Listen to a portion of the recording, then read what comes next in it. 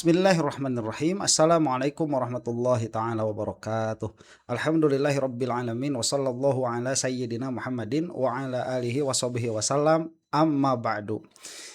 Saya kira tadinya Ustaz Khozinuddin akan bertaubat dari tuduhan-tuduhan serampangan yang dilontarkan kepada Refli Harun, kemudian Dr. Tifa, kemudian Roy Suryo, dan semua tim hukumnya Mas Roy Suryo, ya, penasihat hukumnya atau kuasa hukumnya, termasuk juga tidak lepas dari cibiran Ustaz Khozinuddin itu Mas Abdul Ghafur Sanghaji. Ya nggak bagus lah begitu ya, nggak ada bagusnya lah udah. Padahal kalau kita lihat yang sedang berada di ujung tombak sekarang itu ya beliau berdua ini dengan kuasa hukumnya masing-masing begitu. Nah, banyak komentar yang menuliskan di bawah, tolong reaksi itu Khozinuddin, katanya begitu. Bilangnya si Udin ya. Saya mau berbicara sebaik yang saya bisa ya. Dan saya sudah melihat ternyata Khozinuddin tidak berbicara banyak. Ya, dia hanya bertindak seolah-olah sebagai moderator saja. Yang mana ya orang-orang di sekelilingnya ini mendukung gesturnya Khozinuddin. Tetapi dari apa yang sudah saya lihat sedikit saja, bagi saya, ya mungkin bagi Anda juga, sebagian daripada Anda juga mungkin, ini hanyalah sebuah nyinyiran ya. Jadi cuman ikut nimbrung doang. Orang yang punya hajat siapa, yang menang eksepsi ya siapa, yang ribut siapa, pakai nuduh-nuduh orang apa. Nah makanya kalau pada akhirnya saya bikin istilah baru ya, termul syar'i, termul syariah begitu. Bukan apa-apa, karena nama syariah itu di Indonesia suka dijadikan bungkus bagi sesuatu yang memang sudah punya konotasi negatif ya. Seperti hotel syariah, karaoke syariah, kemudian ada bank syariah begitu. Yang mana kalau ditelusuri ya dalamnya masih memiliki unsur-unsur non syar'inya begitu. Makanya saya bikin bahasa inilah termul syar'i ya, sedang mengadakan konferensi pers. Yang akan menjadi tumpuan pembahasan kita mungkin ini yang namanya Herman Kadir ya, kemarin sudah saya bahas. Karena mereka itu melontarkan tuduhan yang tanpa dasar kepada Roy Suryo ya. Kepada Roy Suryo. Iya, kepada Roy Suryo, tapi intinya kepada Refli Harun begitu. Ini entah ada permasalahan apa di antara mereka ini. Hanya saja saya melihat ini murni adalah sangkaan buruk begitu. Ya, kalau saya belajar begitu yang namanya inna ba'dozonni ismun, bahwa yang namanya sebagian sangkaan itu, sebagian prasangka itu adalah dosa ya, tidak seluruh yang dikatakan di situ secara eksplisit, sebagian ini yang termasuk ya dari apa yang saya pahami begitu. Baik, tapi sebelum ke Herman Kadir, kita akan masuk dulu kepada entah siapa namanya ini. Saya mau memasukkan yang bersangkutan yang akan kita dengarkan ini karena sepertinya ini mewakili ya perasaan hatinya Khozinuddin. Pakai orang buat ngomong atas nama dirinya. Pengecut. Kita saksikan ya. Poin kelima, tim advokasi dalam perjalanannya mengalami dinamika perjuangan di mana ada sejumlah klien yang keluar dan berdamai dengan kepalsuan. Ada pula yang keluar dengan dalih menuding tim kami ada yang bersifat keras. Perlu kami tegaskan bahwa jika yang dimaksud keras adalah konsisten dengan kejujuran, konsisten dengan kebenaran, konsisten melawan kebatilan, konsisten untuk menuntaskan kasus ijazah palsu Jokowi, sekaligus konsisten menolak untuk berdamai dengan kepalsuan, kebohongan dan pengkhianat terhadap amanah rakyat, maka kami tegaskan seluruh anggota tim advokasi memegang keras komitmen untuk menuntaskan perjuangan membongkar kasus ijazah palsu Jokowi. Keenam, tim advokasi menjalankan fungsi Bentar, iya, komitmen terhadap apa? Konsisten. Kalau yang disebut keras itu adalah konsisten, maka kami konsisten. Bukan. Konsisten yang dimaksud itu ada di Roy Suryo dan Dr. Tifa dan Refli Harun juga. Kalau di situ sudah teruji, udah sampai persidangan. Keras yang dimaksud itu nggak pakai otak. Itu yang dimaksud. Pakainya apa? Sama kayak termul, pakai dengkul. Makanya kita melihat sekarang yang tidak senang atas putusan pengadilan siapa? Termul. Termul yang konvensional dan yang syar'i yang sedang kita saksikan ini. Advokasi dengan tetap memegang erat kode etik advokat. Tugas advokat adalah membela hak dan kepentingan klien, bukan menjanjikan kebebasan klien. Jika ada oknum yang mengklaim advokat tugasnya membebaskan klien, maka patut untuk diketahui oknum yang bermanuver dengan narasi membebaskan klien tersebut bukanlah advokat, melainkan hanyalah maklar kasus atau markus. Setuju. Tim advokasi dalam menjalankan fungsi advokasi tidak pernah terbersit sedikit pun niat dan keinginan untuk menjarakan klien. Setiap narasi dan tujuan yang menyebut advokat ingin memenjarakan kliennya adalah tuduhan yang sangat jahat, tidak berdasar dan merupakan fitnah murahan. Oleh karenanya cukuplah untuk dikesampingkan. Jahat. 8. Tim advokasi tidak mengambil kebijakan pembelaan yang menghapus objek perkara ijazah palsu atau memberikan peluang bagi saudara Joko Widodo tidak datang ke persidangan dan tidak perlu membuktikan keaslian ijazahnya. Karenanya kami tidak menempuh upaya pra-peradilan dan atau eksepsi karena dua manuver itu tidak sejalan dengan aspirasi rakyat yang ingin agar saudara Jokowi diseret ke persidangan dan menunjukkan ijazahnya. Ente itu siapa? Kesembilan, tim advokasi dalam menjalankan strategi pembelaan tidak menempuh cara-cara yang dapat dipahami sebagai upaya mengulur-ulur waktu, melakukan tindakan abuse of prosedur dengan mengakali KUHP yang berpotensi melanggar hukum karena melakukan tindakan yang dapat dikategorikan sebagai obstruction of justice, menghalang-halangi proses hukum, apalagi mengkhianati amanah rakyat yang sudah lama ingin kasus ijazah palsu Joko Widodo ini dituntaskan di pengadilan dengan menghindari pokok perkaranya. Itu Pak. Rilis media disampaikan. Terima kasih. Diketut, Jakarta atuh. 23 Juli 2026. Tim advokasi anti kriminalisasi akademisi dan aktivis Petrus Salisidus SA, koordinator litigasi ditandatangani. Ahmad Ozinuddin SA, koordinator non litigasi ditandatangani. Baik, sebentar. Koordinator non litigasi. Non litigasi siapa? Udah dipecat. Ya, udah gak boleh komentar lagi mengenai kasus Roy Suryo dan Dr. Tifa. Kalau mau misalkan yang klaster kedua begitu ya, yang klaster pertama itu, ya silahkan maju. Kita mau lihat bagaimana manuvernya, dan kalau kami mendukung, Mas Roy Suryo mengatakan mendukung penuh, malah berterima kasih kepada semua lawyer yang telah menyertai. Aduh nih, ya ini ada beberapa poin ya. Saya mau menekankan dulu sekali lagi bahwa yang tidak suka atas putusan ini itu para termul. Para termul yang tidak suka itu. Lah kok Khozinuddin beserta timnya ini ikut-ikutan gak suka? Saya tuh gak habis pikir ya. Ini katanya begini.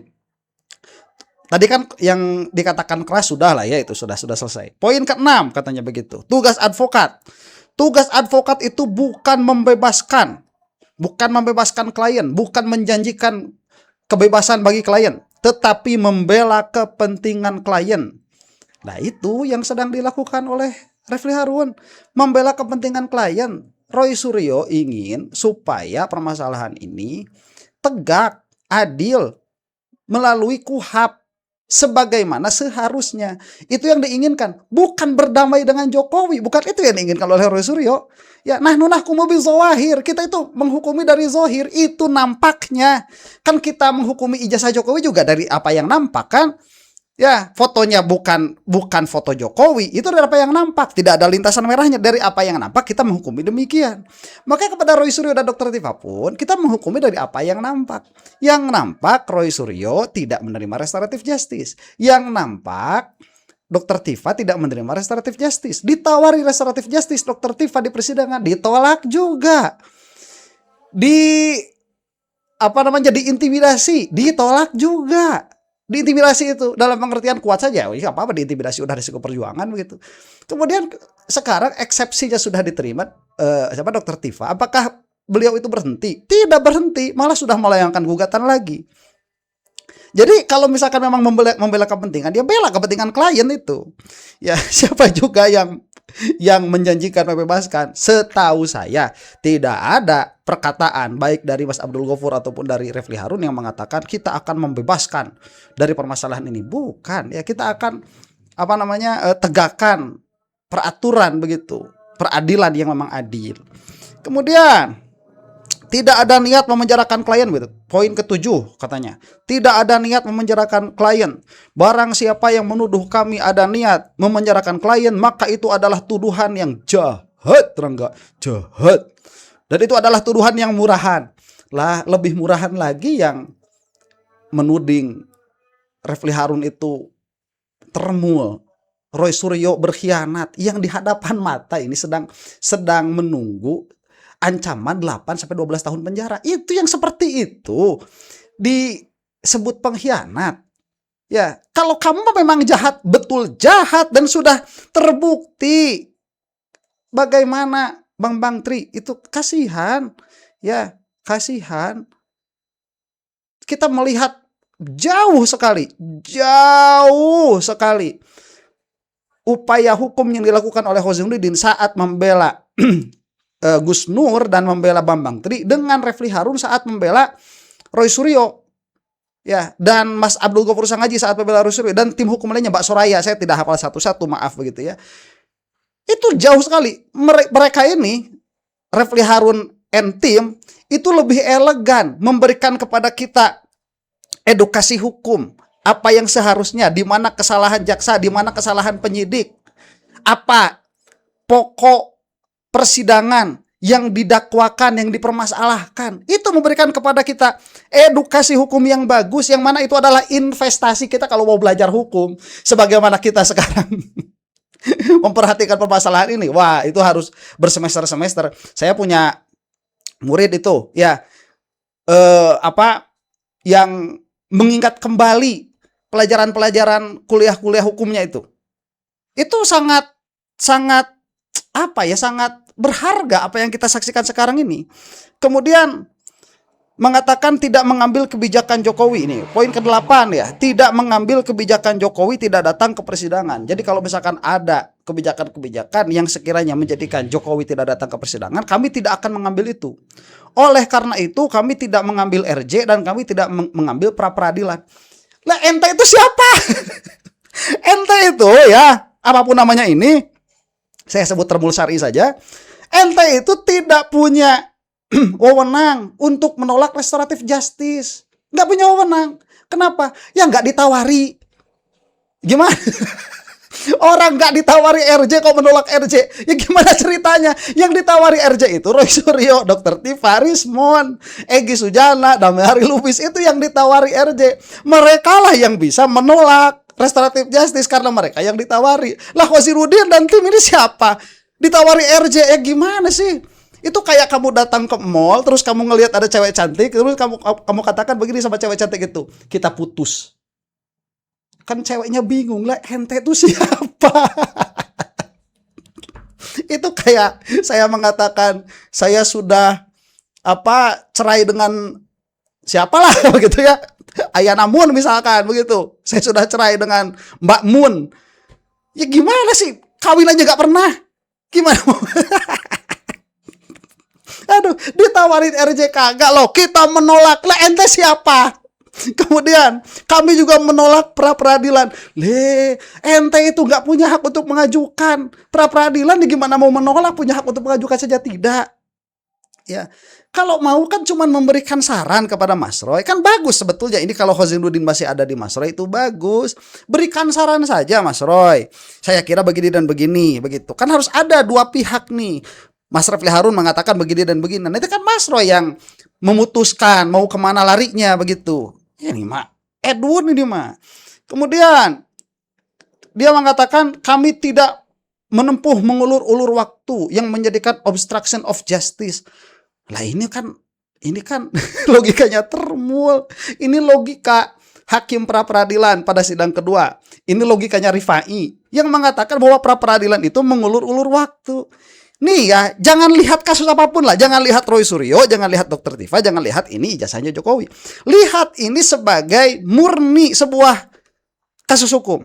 Apakah seseorang saat dia didakwa, menurut KUHP baru ya, siapapun orangnya itu, saat dia didakwa dalam pengertian dilimpahkan dari statusnya sebagai tersangka ke pengadilan untuk diadili, sebelum dibacakan dakwaan, apakah dia, siapapun itu orangnya, punya hak untuk mengajukan pra-peradilan? Katakanlah saya, apakah saya punya hak untuk mengajukan pra-peradilan? Punya, tidak dibatasi. Gak usah lihat Mas Roy, gak usah lihat Dr. Tifa itu. Kemudian siapapun orangnya, tatkala dia sudah masuk ke persidangan, apakah dia memiliki hak untuk eksepsi?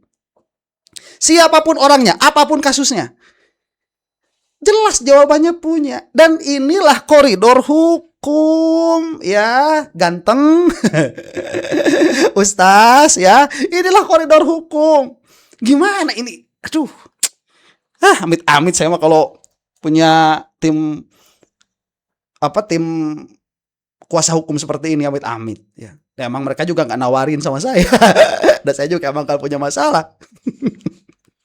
Aduh, kan saya kayak gitu. Kata mereka, kepadean amat lu. Emang siapa yang mau bela? Makanya itu, kepadean amat lu. Siapa yang mau make? Kan begitu. Ya, jadi uruslah urusan masing-masing. Dalam hal ini, Khosiruddin punya klien. Nanti akan kita dengarkan siapa ini. Herman Kadir juga punya klien. Ya sudah, begitu. Ya. Nah baik, sekarang akan kita dengarkan ya Herman Kadir. Aduh, error juga nih orang. Sebelum ke situ ya, Khosiruddin dulu nih sebagai moderator. Mana? Abang tutup close itu satu lagi. Oh ya. Lama. Peneguhan akademisi dan aktivis atau disingkat TAKA sebagaimana telah Jadi langsung saja ke Herman Kadir ya. Ya, Bang Azam dulu Sirin. Nanti kalau pas Kok Azam sih? Ya, Ini nih, salah. Dr. Herman Kadir, SHM Bung. Kepada beliau dipersilakan. Oh sebentar, kita dengarkan dulu nih perkataan Khozin. Semua Dalam bahkan kok. sejati dari tugasnya untuk melanjutkan. Terima kasih Bang Pedro Celestinos. Selanjutnya tentu ada pandangan sikap dari perwakilan tim kami dan juga nanti akan ada pandangan dari tokoh-tokoh yang selama ini membersamai kami. Kami tegaskan tim ini bukan tim eksklusif dan kami memberikan apresiasi yang sebesar-besarnya kepada seluruh akademisi dan aktivis juga kawan-kawan yang terus membersamai dari sejak proses penyidikan, penetapan tersangka, bahkan terakhir pelimpahan, yang kita harus bersyukur kepada Allah Subhanahu wa taala semua proses itu sudah sesuai dengan target yang kami tetapkan, yakni tidak berujung penahanan kepada klien kami. Karena yang kami khawatiri hanyalah soal penahanan. Sedangkan pokok perkaranya justru kami berkepentingan agar kasus ini dituntaskan sampai pokok perkara sehingga menjadi jelas bagi seluruh rakyat tentang kedudukan ijazah ini, sebagaimana juga sudah ditegaskan dalam rilis yang barusan dibacakan.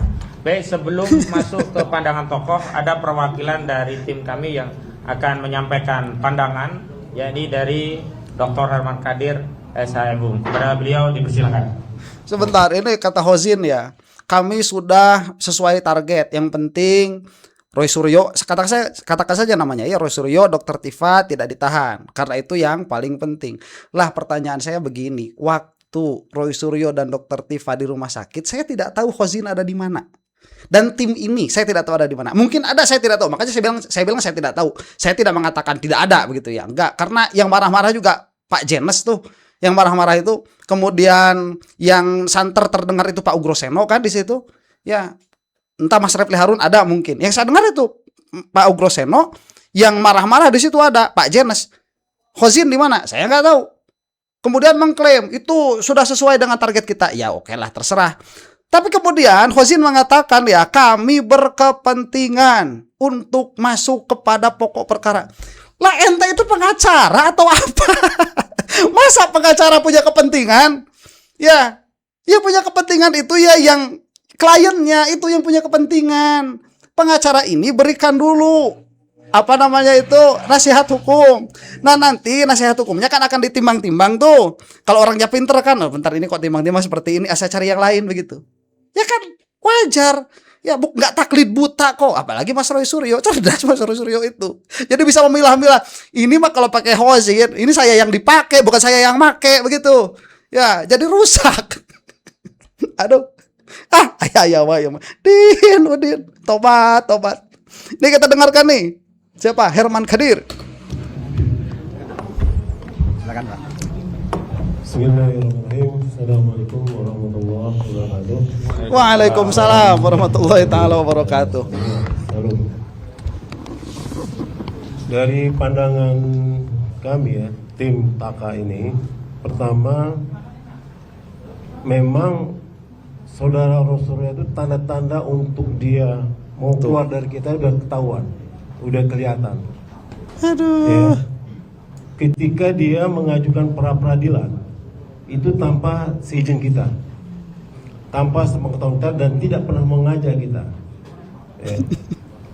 Tahu-tahu dia mengajukan peradilan, pra peradilan.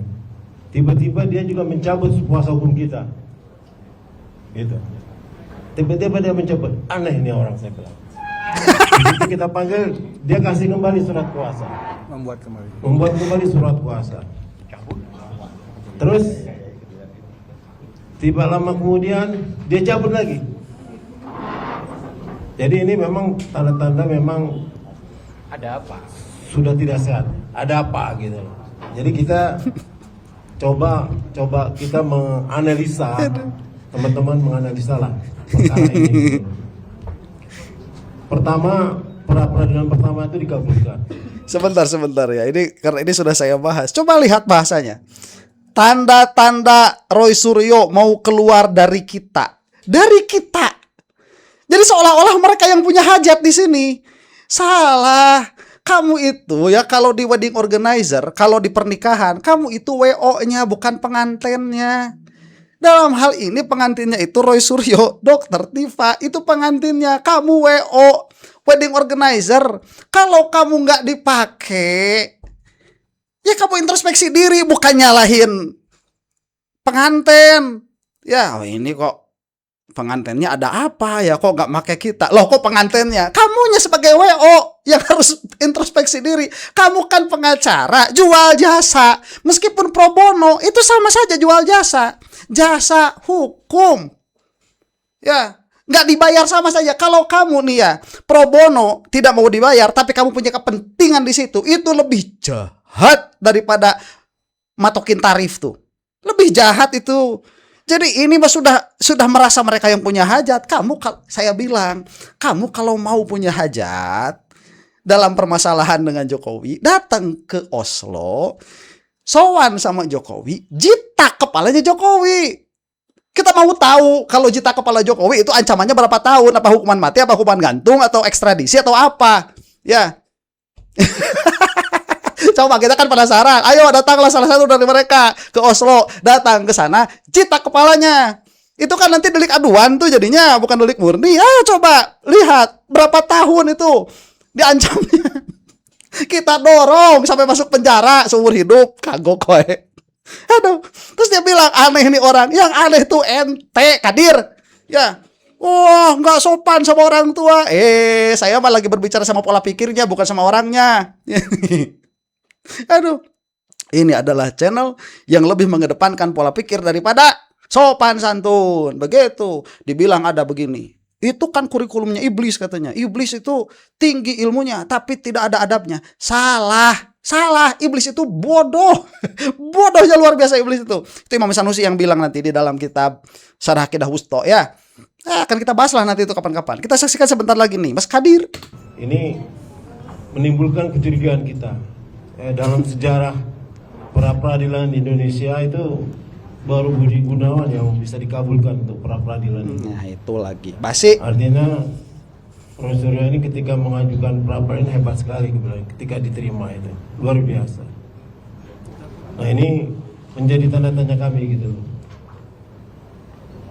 Kedua, kami sudah menganalisa surat dakwaan yang dibacakan oleh jaksa penuntut umum itu udah kami baca sekali dan kami analisa.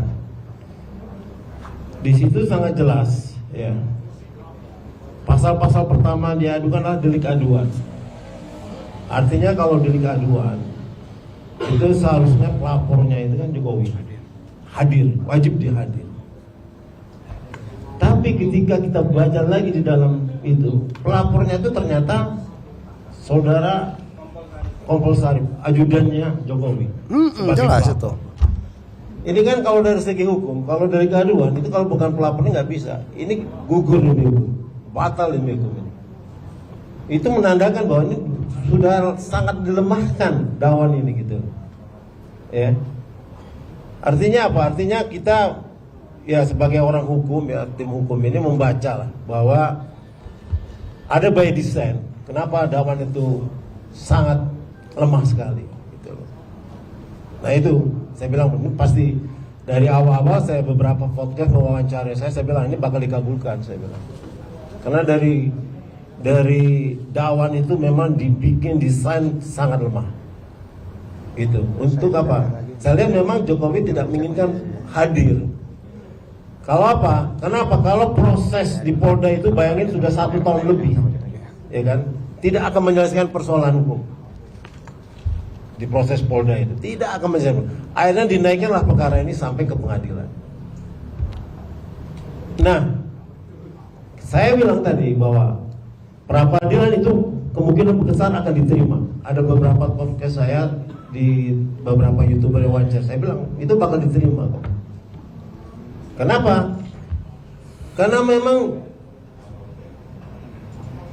mantan Presiden Ketua Jokowi tidak mau dia diperiksa, tidak mau diadili.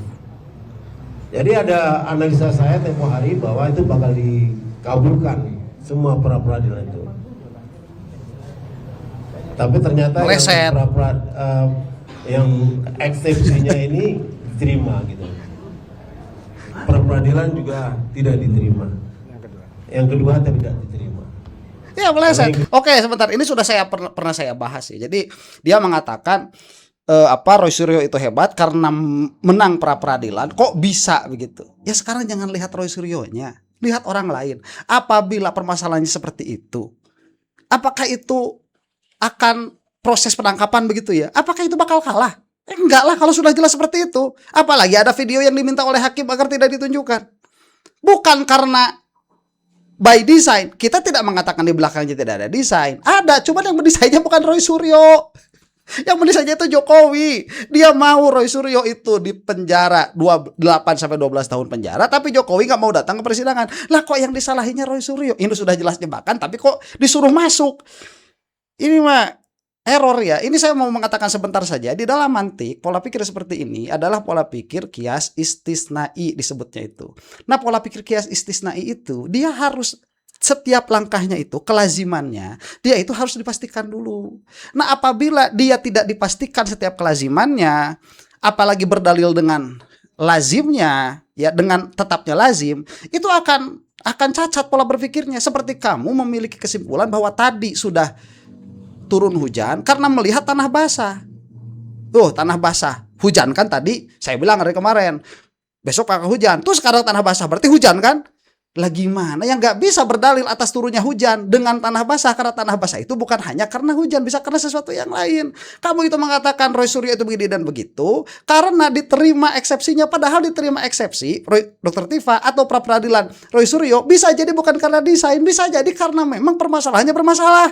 Itu yang kita perdebatkan itu. Termul syar'i. Mudah-mudahan cepat dirasa ya para termul dari semua jenis. Untuk ada yang bukan termul, wallahu taala a'lam bissawab. Assalamualaikum warahmatullahi taala wabarakatuh.